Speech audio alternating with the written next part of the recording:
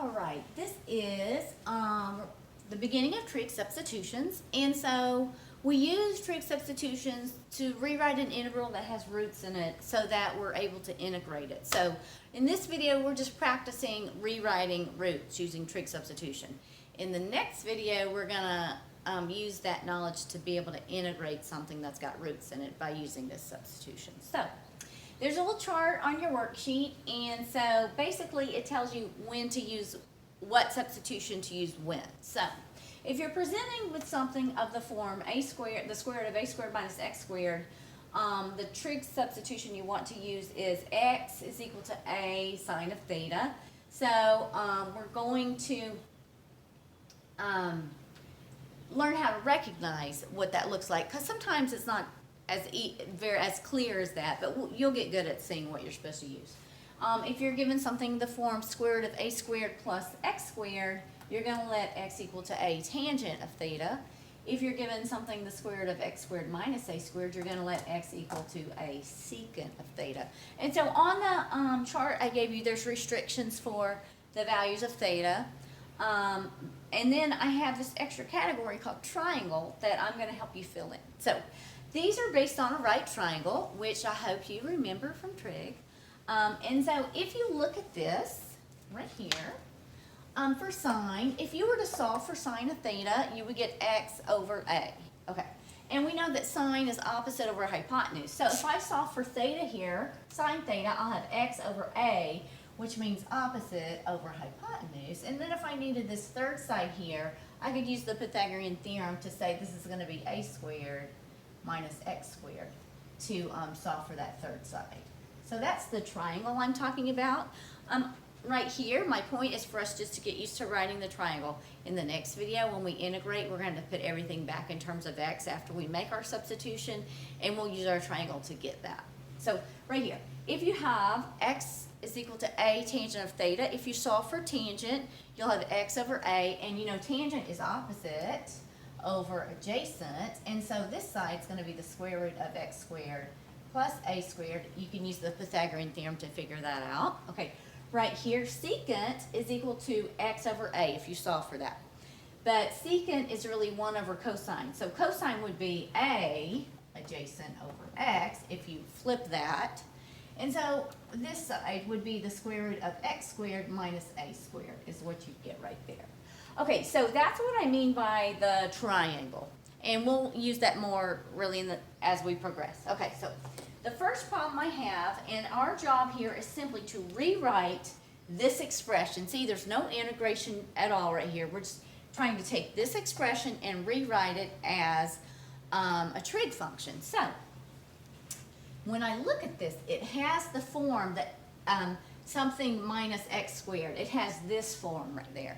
So it doesn't look exactly like that, but it's kind of close. So what we can do is we can factor out a 9 from this. So if we factor out a 9, I would get, if I factor out a 9 from all of this, when you factor something out, it's like you divide by it. So I get 4 over 9 minus x squared. And so now I have something minus x squared. And so I can take the square root of whatever that is to figure out what my a is.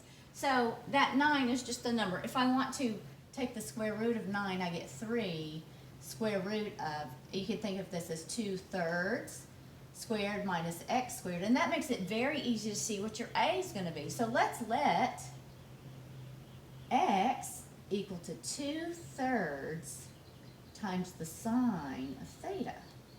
2/3 times the sine of theta, according to this substitution. Okay, at first it's like, what in the world? Why are we doing this? But let's go ahead and finish it, and then it'll become more apparent. If we let this happen, then what we have here is 3 times the square root of 2/3 squared, which is 4/9, right? Minus x squared. X is this, so x squared would be 2/3 squared, which is 4/9, times sine squared of theta. Okay, why does this help? Well, because I can factor out a 4/9. I have this 3 outside. If I factor out 4 over 9, I'm left with the 1 minus sine squared of theta. Great. So this is really, if you look at 1 minus sine squared of theta, let's recall some good identities. Sine squared of theta plus the cosine squared of theta is equal to 1. This is the Pythagorean identity that's very helpful.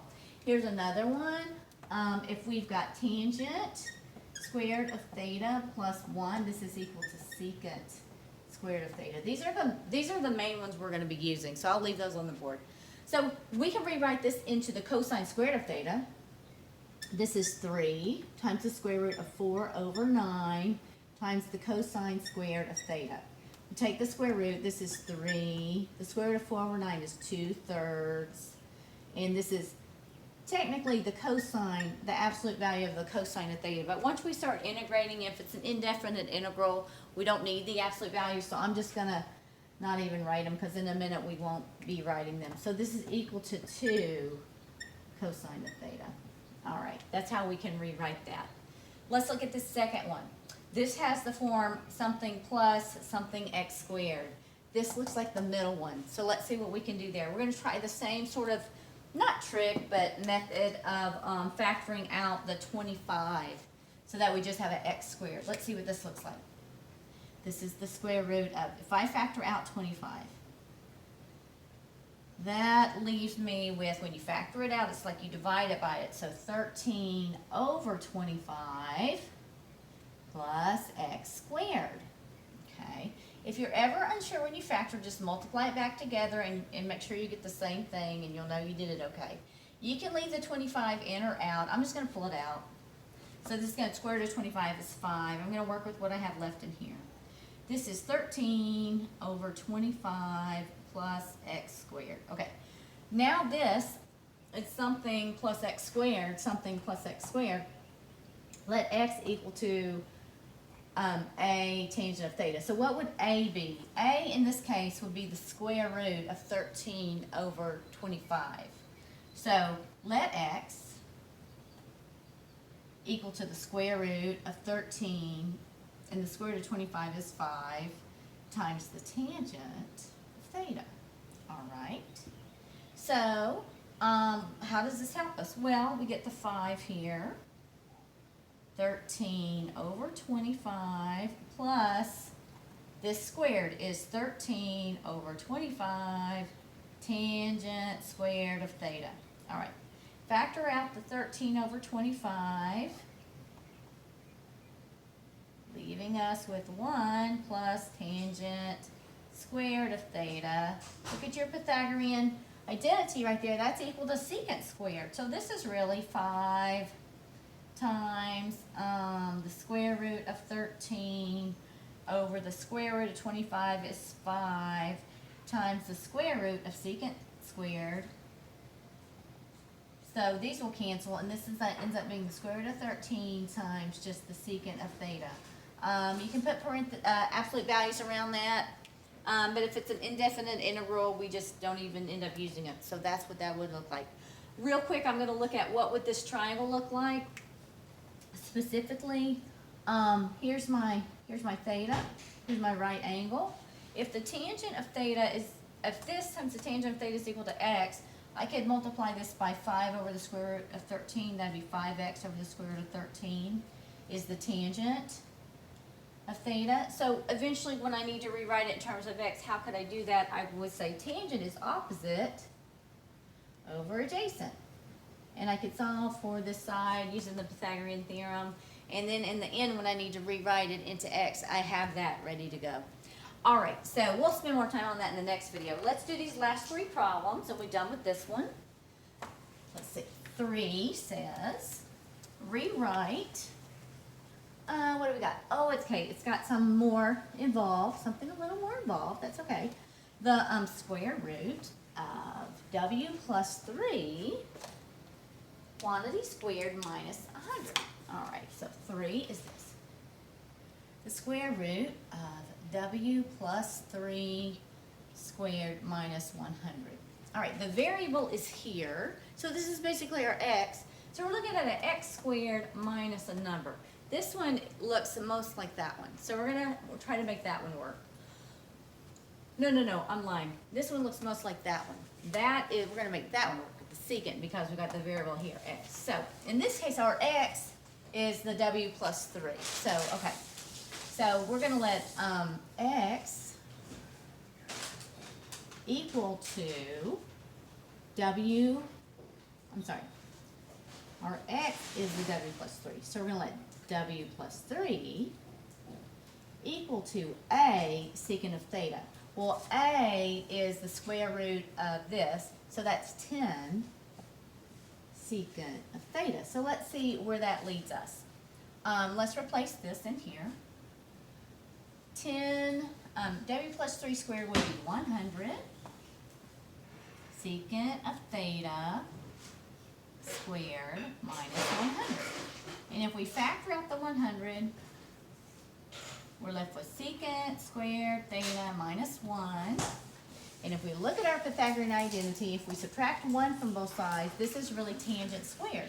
So this is really the square root of 100 tangent squared of theta, or 10 tangent of theta. And we just rewrote that guy. Again, we'll be getting rid of the absolute values in a minute when we use the indefinite integrals. Number 4 is this one. If we've got the square root of 4 times 90 minus 5 squared plus 1. All right. What can we do with that one? Well, this is where our variable is, like our x. So we've got an x squared and we've got a plus. This one looks like this. And since this is added, commutative for addition applies, so those can be flipped around, no problem. Let's work with that. Our 19 minus 5, you saw how we could let the w plus 3 be the x. The 19 minus 5 could be our x here, but the 4, the coefficient, needs to go. So let's factor out a 4 in this case. So let's factor out a 4, leaving us with 19 minus 5 squared plus 1/4. So this is what we're working with and what we kind of want to rewrite. All right, so if you want to just take the 4 out completely and take the square root of it and leave it on the outside, that's fine. We're looking at this. 19 minus 5 squared plus 1/4. Okay, so this is what we're going to make look like we're going to use a tangent here. So x, what's in place of my x is the 19 minus 5. I'm going to let this expression equal to a tangent of theta. Well, a is the square root of 1/4, which is 1/2 tangent of theta. All right, so let's see how this plays out. We've got this 2 over here. 19 minus 5 squared is really 1/4 tangent squared of theta plus 1/4. Factor out the 1/4. Leaving you with tangent squared theta plus 1. You can even take the square root of the 1/4, which is a 1/2. So really we have 2 over 2, so really we have a 1 right there. And all we get is, this is the square root of secant squared. So the answer is secant theta is our answer to all of that. Now, what happened to, you might ask, what happened to the 19 minus 5? When we write the triangle, we'll get that back when we substitute it back in terms of t. So it won't be lost, don't worry. Last one is where we have to use completing the square, everybody's favorite. So let's do number 5. And we're going to use a little bit of complete the square to make this look nice for us. So number 5 goes like this.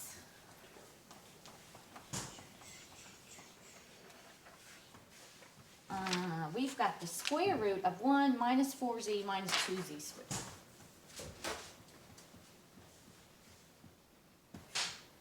All right, so the deal is we want to somehow make this look something like that. How can we do it? Well, we can begin by completing the square. So, I don't know about you, but I do not like factoring with the leading coefficient that's negative. So I'm going to factor out the -2 from my leading coefficient, and it makes it easier for me to see. So I'm going to begin I'm not gonna worry about the square root. I'll put that back in. Right now I just wanna kinda concentrate on this little inside part. So I'm gonna rewrite it as negative 2z squared minus 4z plus 1. I just rearranged the order. Now I'm gonna factor out negative 2, leaving me with z squared plus 2z minus 1/2. Let me see if I did that right. Negative 2z minus 4z, negative, negative, positive, 1. Okay, that's okay. So now I want to complete the square. So how you complete the square is, this is your value of b. You take b divided by 2. 2 divided by 2 is 1, and square it. So 2 by 2 is 1. It's a 1. We want to add 1 to both sides. So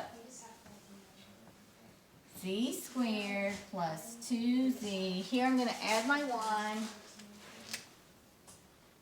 But if I add 1, I have to subtract 1 because I'm only ever allowed to add 0, which is the identity for addition, to both sides. And then I have this minus 1/2. Okay. What happens here is this part gets completed and it gets factored into a squared, perfect square trinomial. Z plus 1 squared. And then this is minus 3 over 2. Okay. Now if I distribute this negative 2 to both of these, I get negative 2 z plus 1 squared. Negative 2 times negative 3/2 is a plus 3. That's what I get right here. Okay, now what I'm going to do if I want to, all of this is just this phrase. I've been converting that. Now what I'm going to do is switch the order because that looks better to me.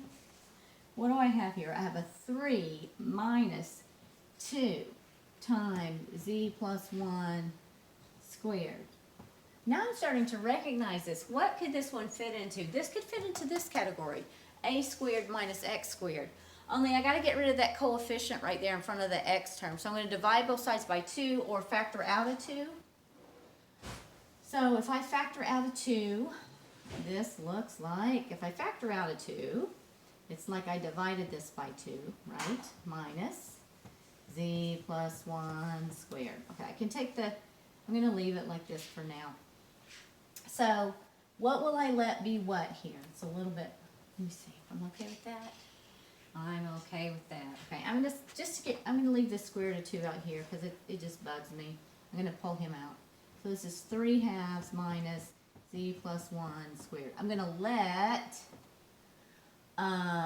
z plus 1 equal to, this is this one, a, which is the square root of 3 over 2 times the sine of theta.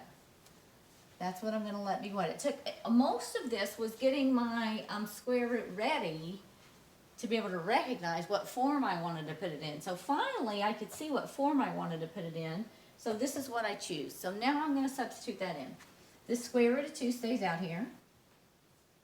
I have 3/2 minus z plus 1 squared is going to be 3/2 times the sine of theta. Same thing's going to happen. Factor out the 3 over 2. That will leave you with 1 minus sine squared theta. 1 minus sine squared theta is really cosine squared theta. The square root of cosine squared theta is a cosine. So what we end up with is the square root of 2 times the square root of 3 over 2 times the cosine of theta. But this is really the square root of 2 divided by the square root of 2. Those cancel. And I end up with the square root of 3 times the cosine of theta. So all this video was practicing rewriting a root into a trig function. What's going to happen, the reason is, when we are presented with an integral with some kind of crazy square root in it, what can we do with it? We can rewrite it into a trig function. We can integrate with the methods we learn on how to integrate with trig functions. And then, after we've integrated, put it back in terms of the original variable. How? By the triangle that we draw. Okay, that's the plan.